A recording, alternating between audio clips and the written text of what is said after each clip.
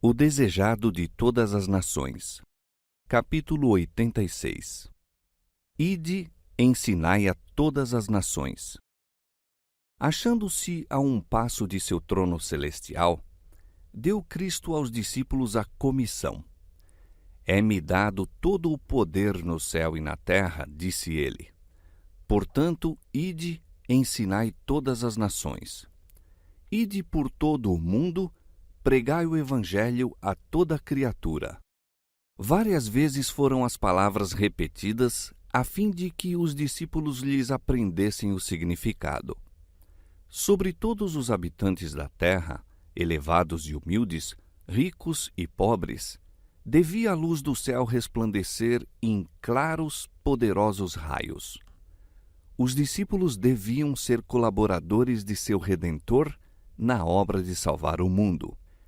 A comissão fora dada aos 12 quando Cristo se encontrara com eles no cenáculo. Devia, porém, ser transmitida agora a um maior número.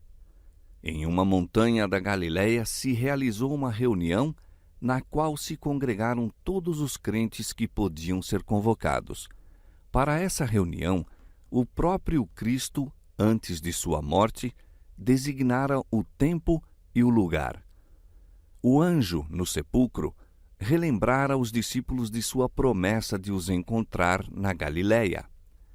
A promessa foi repetida aos crentes reunidos em Jerusalém durante a semana da Páscoa e, por intermédio destes, chegara a muitos outros isolados que pranteavam a morte de seu Senhor. Com um vivo interesse, aguardavam todos esse encontro. Dirigiram-se ao lugar de reunião por desvios, chegando ali de várias direções a fim de evitar as suspeitas dos ciumentos judeus. Chegaram cheios de antecipações, falando entre si calorosamente das novas que lhes haviam sido transmitidas acerca de Cristo. Ao tempo designado, cerca de 500 crentes estavam reunidos em pequenos grupos na encosta da montanha, ansiosos por saber tudo quanto fosse possível colher dos que tinham visto Jesus depois da ressurreição. Os discípulos passavam de grupo em grupo, dizendo tudo quanto haviam visto e ouvido do Salvador e raciocinando sobre as Escrituras, como ele fizera com eles. Tomé contava de novo a história de sua incredulidade e dizia como se lhe haviam dissipado as dúvidas.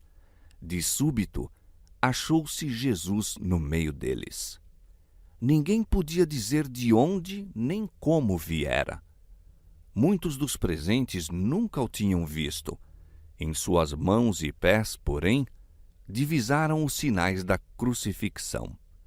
Seu semblante era como a face de Deus, e quando o viram, adoraram-no. Alguns, porém, duvidaram. Assim será sempre. Aos que acham difícil exercer fé e se colocam do lado da dúvida. Estes perdem muito por causa de sua incredulidade. Foi esta a única entrevista que Jesus teve com muitos dos crentes depois de sua crucifixão. Chegou e falou-lhes, dizendo: É-me dado todo o poder no céu e na terra. Os discípulos o haviam adorado antes de ele falar, mas suas palavras, proferidas por lábios que haviam estado selados pela morte, os comoveram com poder particular. Ele era agora o Salvador ressuscitado. Muitos deles o haviam visto exercer poder na cura de doentes e dominar instrumentos satânicos. Acreditavam que possuía poder para estabelecer seu reino em Jerusalém, poder para dominar toda a oposição, poder sobre os elementos da natureza. Fizera emudecer as águas revoltas, caminhara por cima das espumejantes vagas, erguera para a vida os mortos. Agora declarava que lhe era dado todo o poder. Suas palavras levaram a mente dos ouvintes acima das coisas terrenas e temporais às celestiais e eternas.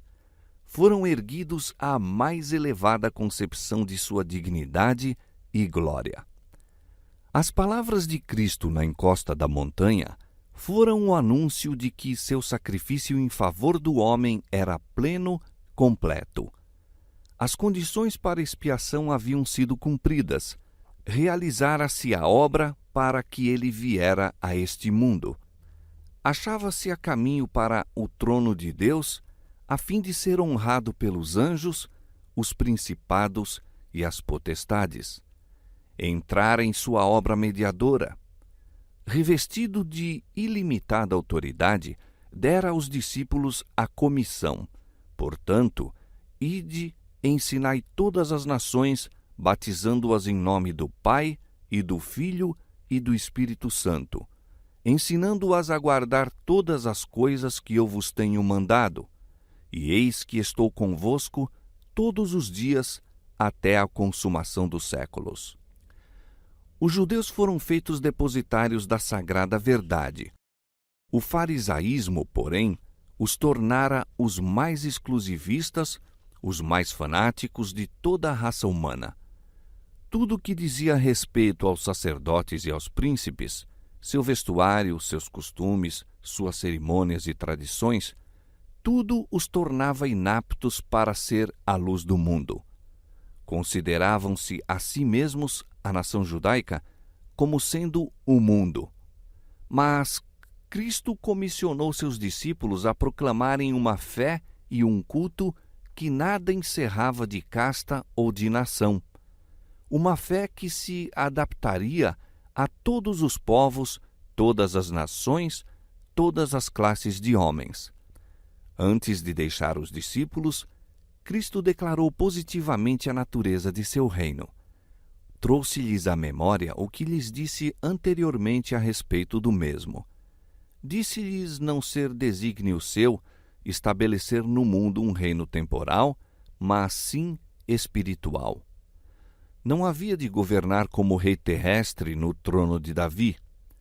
De novo, lhes abriu as Escrituras, mostrando que tudo por que ele passara fora ordenado no céu, nos conselhos entre seu Pai e ele próprio. Tudo fora predito por homens inspirados pelo Espírito Santo. Disse-lhes: Vedes que tudo quanto vos revelei acerca de minha rejeição como Messias veio a cumprir-se. Verificou-se tudo quanto disse a respeito da humilhação que eu devia suportar e da morte de que devia morrer. Ao terceiro dia ressuscitei. Examinai mais diligentemente as Escrituras e vereis que, em todas essas coisas, se cumpriram as especificações da profecia a meu respeito. Cristo ordenou aos discípulos que fizessem a obra que lhes deixara nas mãos, começando em Jerusalém. Jerusalém fora o cenário de sua pasmosa condescendência para com a raça humana.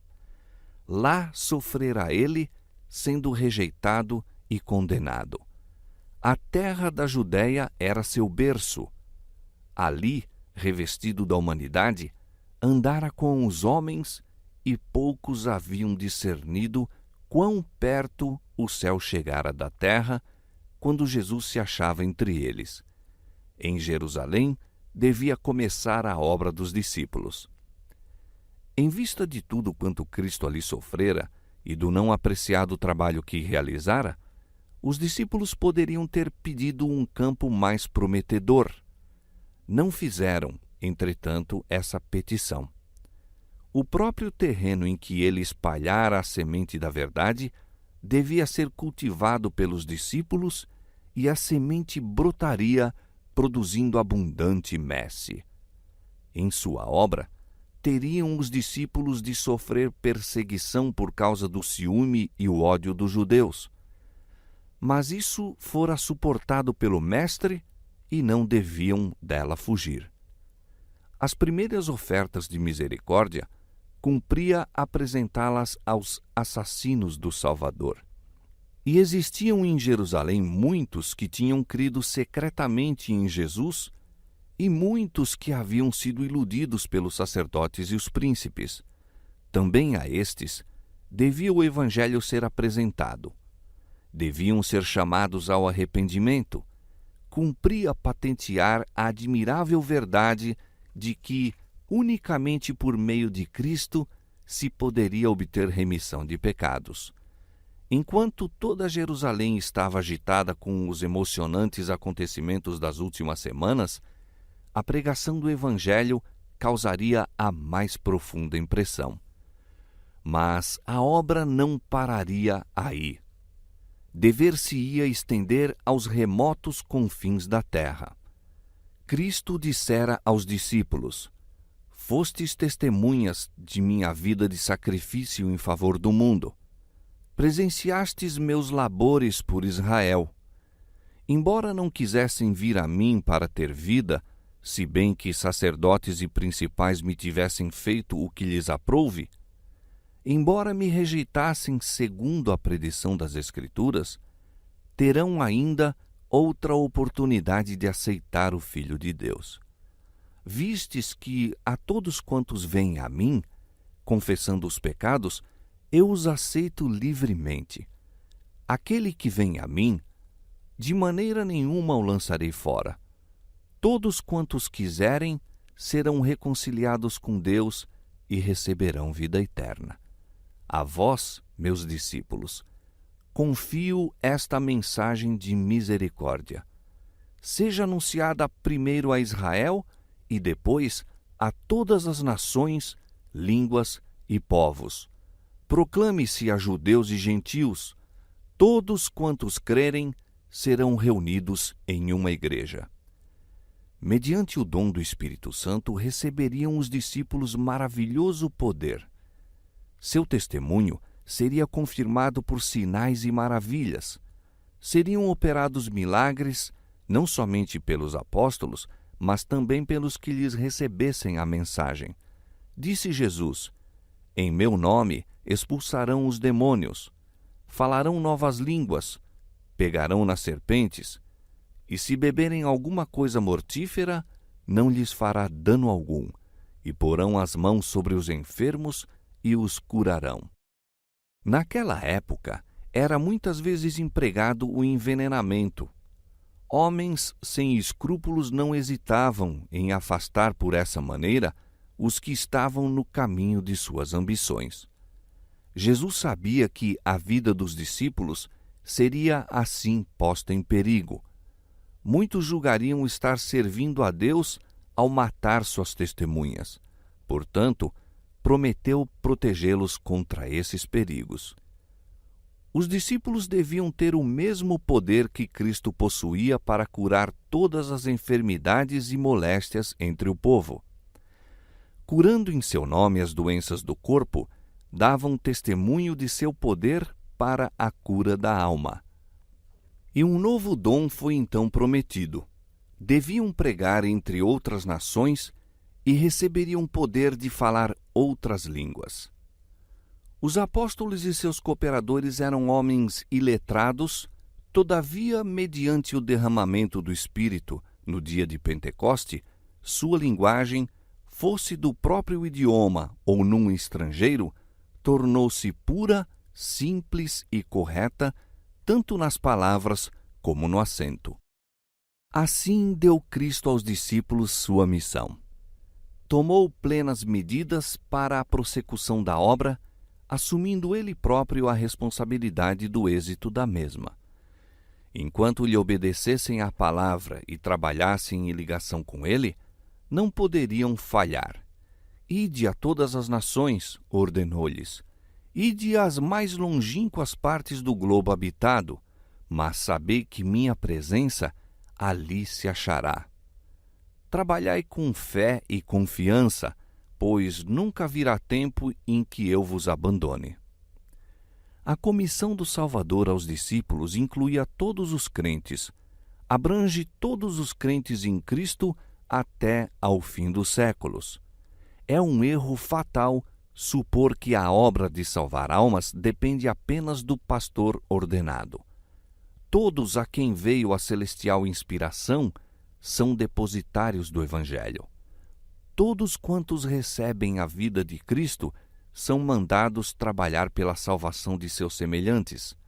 Para essa obra foi estabelecida a Igreja, e todos quantos tomam sobre si os seus sagrados votos comprometem-se, assim, a ser coobreiros de Cristo. O Espírito e a esposa dizem: vem, e quem ouve, diga: vem. Todo aquele que ouve deve repetir o convite. Seja qual for a vocação de uma pessoa na vida, seu primeiro interesse deve ser ganhar almas para Cristo. Talvez ela não seja capaz de falar às congregações. Pode, no entanto, trabalhar em favor dos indivíduos. Pode comunicar-lhes as instruções recebidas do Senhor. O ministério não consiste apenas em pregar. Exercem-no os que aliviam os doentes e os sofredores, ajudam os necessitados, dirigem palavras de conforto aos desanimados e aos de pouca fé. Por perto e por longe, encontram-se almas vergadas ao peso de um sentimento de culpa. Não são as penas, as labutas, a pobreza que degradam a humanidade. É a culpa, o mau proceder. Isso traz desassossego e descontentamento. Cristo quer que seus servos ajudem as almas enfermas de pecado. Os discípulos deviam começar sua obra onde se achavam. O mais duro campo, o menos prometedor, não devia ser passado por alto. Cumpre, assim, a cada um dos obreiros de Cristo começar onde está. Em nossa própria família pode haver almas sequiosas de simpatia, famintas do pão da vida. Talvez haja crianças a serem educadas para Cristo. Há pagãos às nossas próprias portas. Façamos fielmente a obra que nos fica mais próxima. Depois, estendamos nossos esforços tão longe quanto a mão de Deus nola indicar. A obra de muitos parecerá ser restringida pelas circunstâncias, mas, seja onde for, se executada com fé e diligência, far-se-á sentir até as mais remotas partes da terra. Quando Cristo estava no mundo, sua obra parecia limitada a um estreito campo. No entanto, multidões de todas as terras ouviram-lhe a mensagem. Deus se serve muitas vezes dos mais simples meios para produzir os maiores resultados. É seu plano que cada parte de sua obra dependa de outra parte, como uma roda dentro de outra, funcionando todas em harmonia. O mais humilde obreiro, movido pelo Espírito Santo, poderá tocar cordas invisíveis cujas vibrações hão de soar até os confins da terra e produzir melodias através dos séculos eternos. Mas cumpre não perder de vista a ordem: ide por todo o mundo. Somos chamados a erguer os olhos para as terras distantes. Cristo derriba o muro divisório, os separadores preconceitos de nacionalidade, ensinando amor por toda a família humana. Ergue os homens do estreito círculo que o egoísmo lhes prescreve. Apaga todas as fronteiras territoriais e as artificiais distinções de classe. Não faz diferença entre vizinhos e estranhos, amigos e inimigos. Ensina-nos a olhar a toda a alma necessitada como nosso irmão e o mundo como nosso campo. Quando o Salvador disse: ide, ensinai todas as nações, disse também: estes sinais seguirão aos que me crerem. Em meu nome expulsarão os demônios, falarão novas línguas, pegarão nas serpentes, e se beberem alguma coisa mortífera, não lhes fará dano algum, e porão as mãos sobre os enfermos e os curarão. A promessa é tão vasta como a comissão. Não que todos os dons sejam comunicados a cada crente. O Espírito reparte particularmente a cada um como quer. Mas os dons do Espírito são prometidos a todo crente segundo sua necessidade para a obra do Senhor. A promessa é, hoje, exatamente tão categórica e digna de confiança como nos dias dos apóstolos. Estes sinais seguirão aos que creram.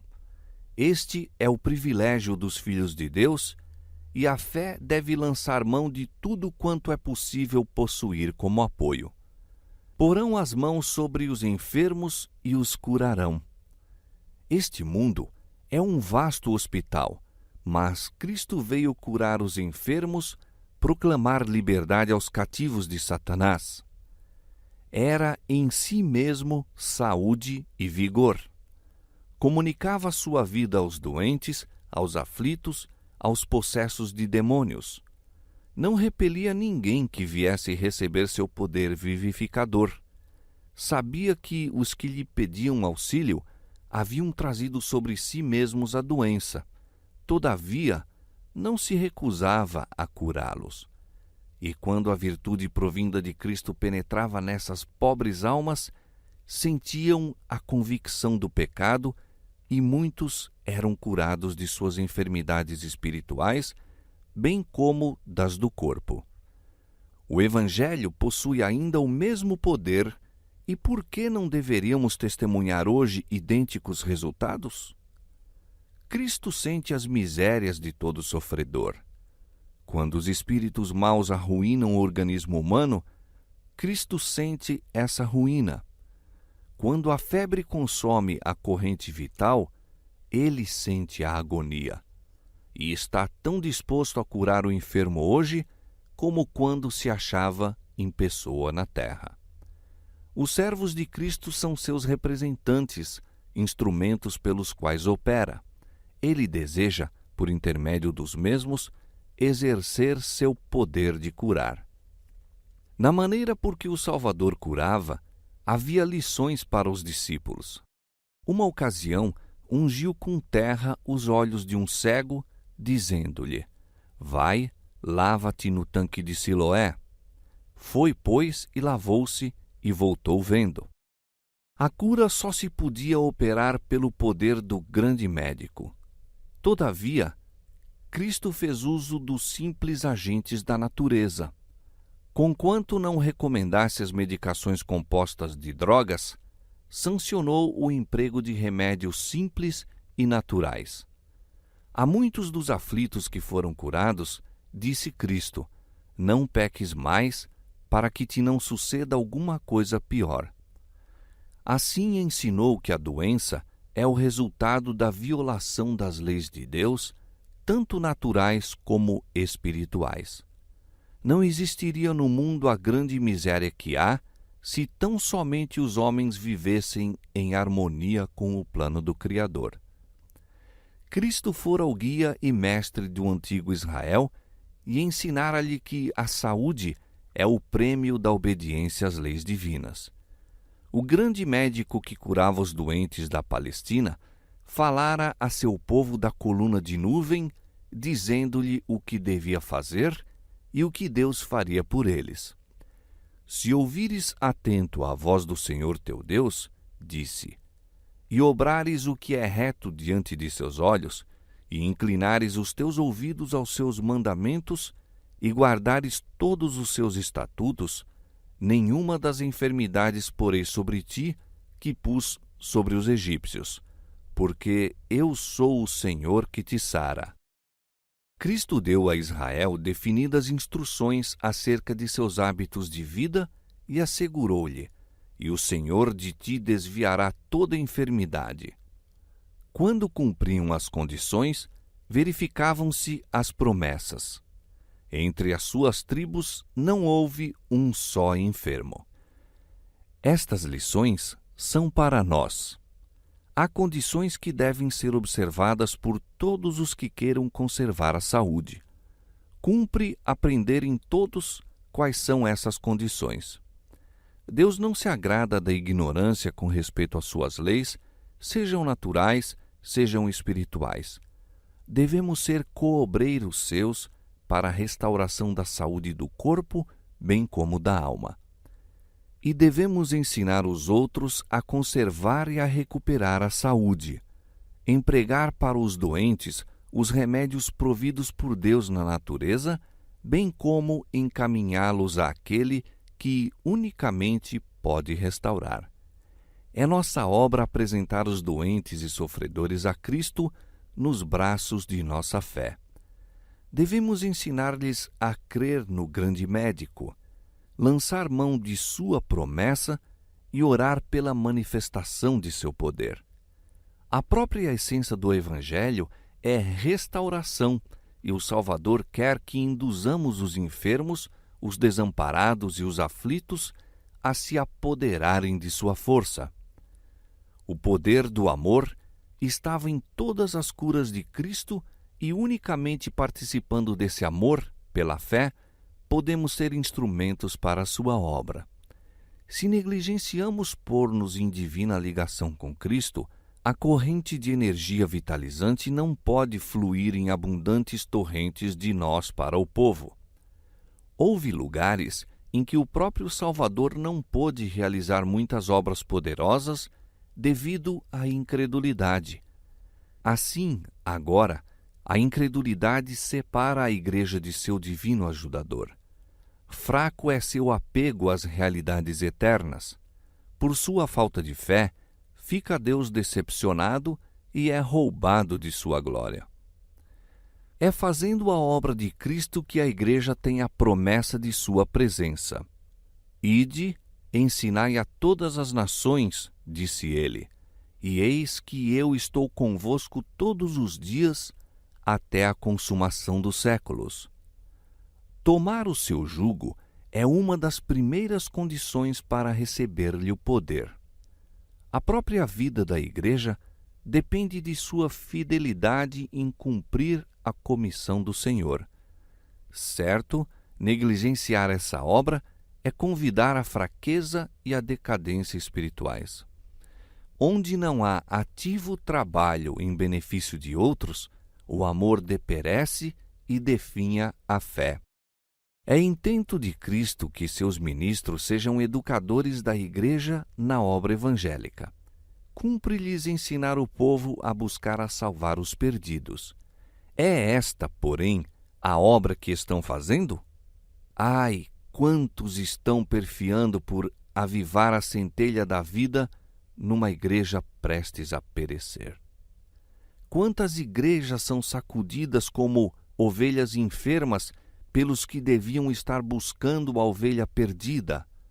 E todo o tempo, milhões e milhões estão perecendo sem Cristo.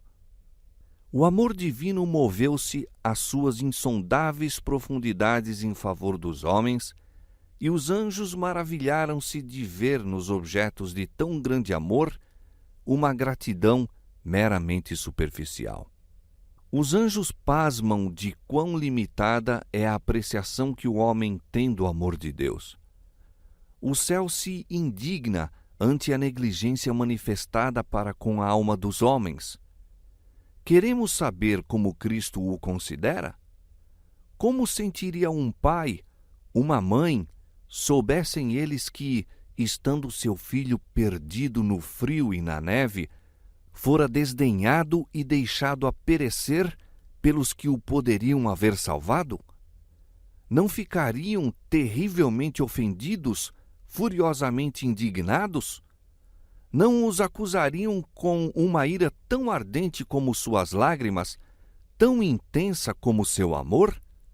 Os sofrimentos de cada homem são os sofrimentos de um filho de Deus, e os que não estendem a mão em socorro de seus semelhantes quase a perecer, provocam-lhe a justa ira. Esta é a ira do Cordeiro.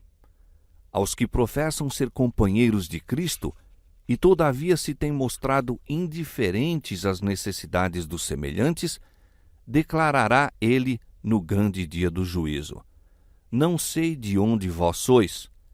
Apartai-vos de mim, vós todos os que praticais a iniquidade. Na comissão dada aos discípulos, Cristo não somente lhes delineou a obra, mas deu-lhes a mensagem. Ensinai o povo, disse, a guardar todas as coisas que eu vos tenho mandado. Os discípulos deviam ensinar o que Cristo ensinara.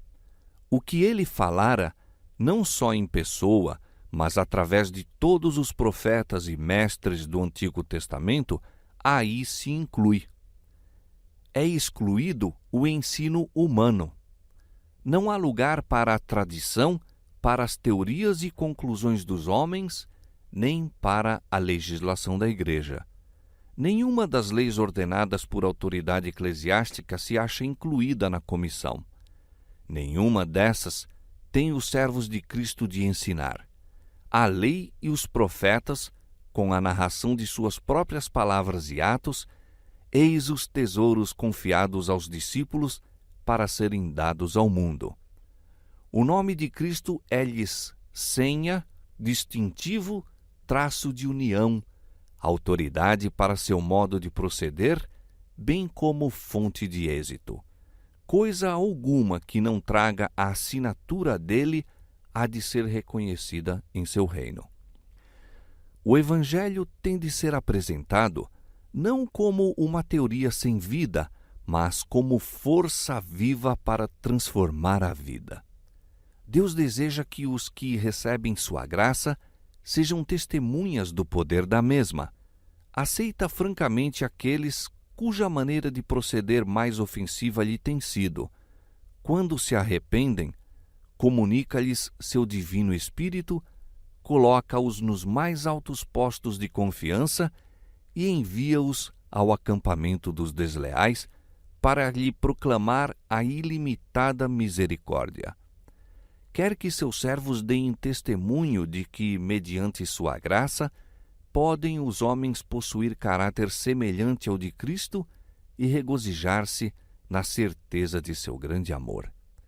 Quer que testifiquemos de que ele não pode ficar satisfeito enquanto a raça humana não for reavida e reintegrada em seus santos privilégios de filhos e filhas de Deus.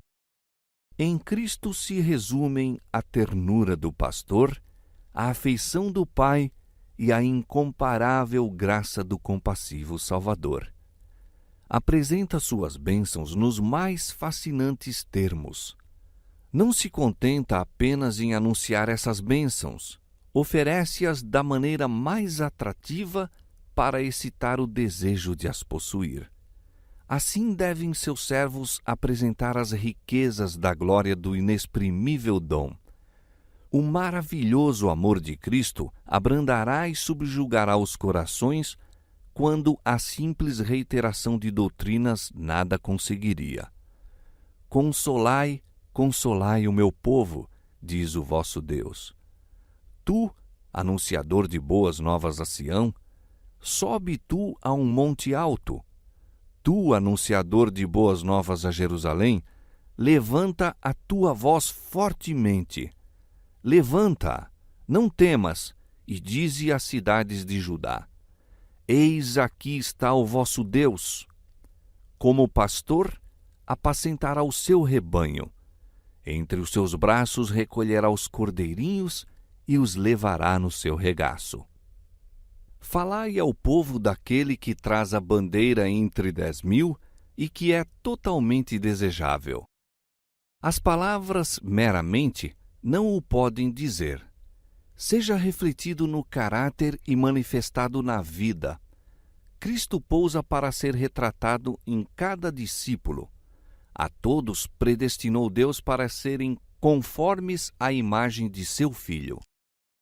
Em cada um se tem de manifestar ao mundo o longânimo amor de Cristo, sua santidade, mansidão, misericórdia e verdade. Os primeiros discípulos saíram pregando a palavra. Eles revelaram Cristo em sua vida. E o Senhor andava com eles, confirmando a palavra com os sinais que se seguiram. Estes discípulos se prepararam para a obra. Antes do dia de Pentecoste, se reuniram e tiraram dentre eles todas as desinteligências. Estavam de um mesmo sentimento. Acreditavam na promessa de Cristo de que a bênção seria dada e oravam com fé. não pediam a bênção apenas para si. Estavam preocupados com a responsabilidade quanto à salvação de almas. O Evangelho devia ser levado até aos confins da terra e eles reclamavam a doação do poder que Cristo prometera. Foi então que o Espírito Santo foi derramado e milhares se converteram num dia. Assim pode ser agora. Em vez das especulações dos homens, seja pregada a palavra de Deus.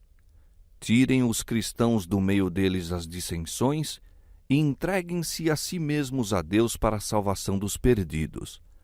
Peçam a bênção com fé e ela há de vir. O derramamento do Espírito nos dias apostólicos foi a chuva temporã e glorioso foi o resultado. Mas a chuva serôdia será mais abundante. Todos quantos consagram a Deus alma, corpo e espírito estarão constantemente recebendo nova dotação de poder físico e mental. As inexauríveis provisões do céu acham-se à sua disposição. Cristo lhes dá o alento de seu próprio espírito, a vida de sua própria vida. O Espírito Santo desenvolve suas mais elevadas energias para operarem no coração e na mente. A graça divina amplia-lhes e multiplica-lhes as faculdades, e toda a perfeição da divina natureza lhes acode em auxílio na obra de salvar almas. Mediante a cooperação com Cristo, são completos nele e, em sua fraqueza humana, habilitados a realizar os feitos da onipotência. O Salvador anela manifestar sua graça e estampar seu caráter no mundo inteiro. Este é sua comprada possessão e deseja tornar os homens livres, puros e santos. Embora Satanás trabalhe para impedir esse desígnio, mediante o sangue derramado pelo mundo, há triunfos a serem realizados, triunfos que trarão glória a Deus e ao Cordeiro. Cristo não se manifestará enquanto a vitória não for completa e ele vir o trabalho de sua alma. Todas as nações da terra ouvirão o evangelho de sua graça. Nem todos a receberão, mas uma semente o servirá. Falará do Senhor de geração em geração.